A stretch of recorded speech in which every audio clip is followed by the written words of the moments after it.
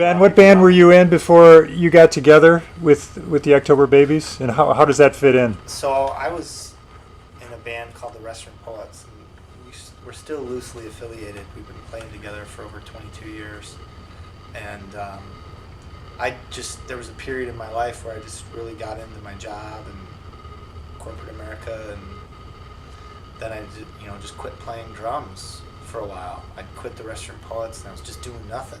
Then I got laid off from my job, which was like a blessing in disguise, and I was like, you know what, I'm going to become a musician again.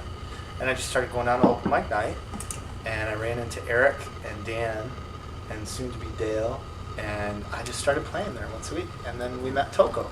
And I was like, you know what, we should just put all this thing together and go out and play. Let me ask you this, since I'm looking at you, Dale.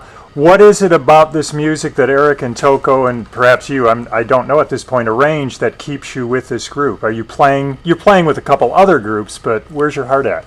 If I can just at come that out. point in time. Well, now. Well, now. Yeah. My heart is here. But same room with them. yeah, really. We'll take you out.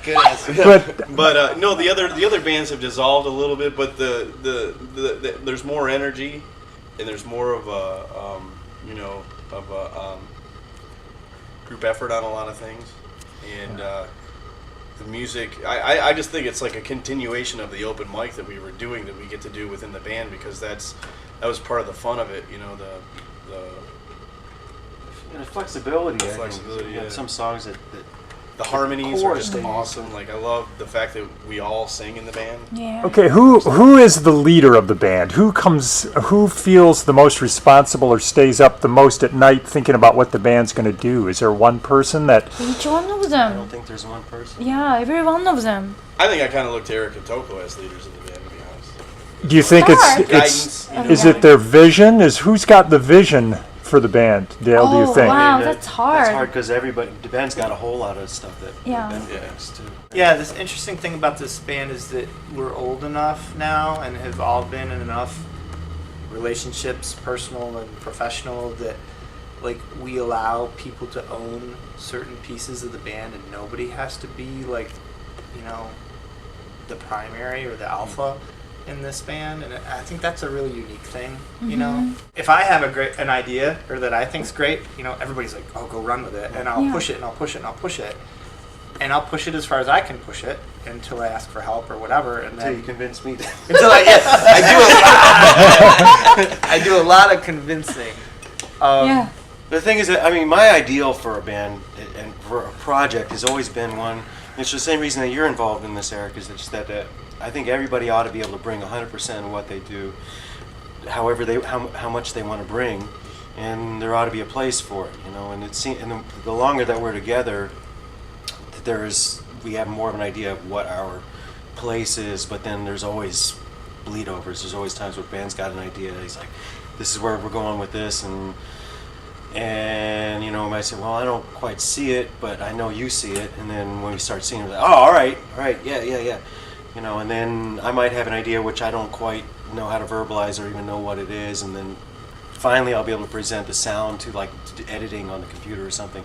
Toko, of course, comes up with all kinds of songs and begin like a basis of songs, fundamental structure of songs, and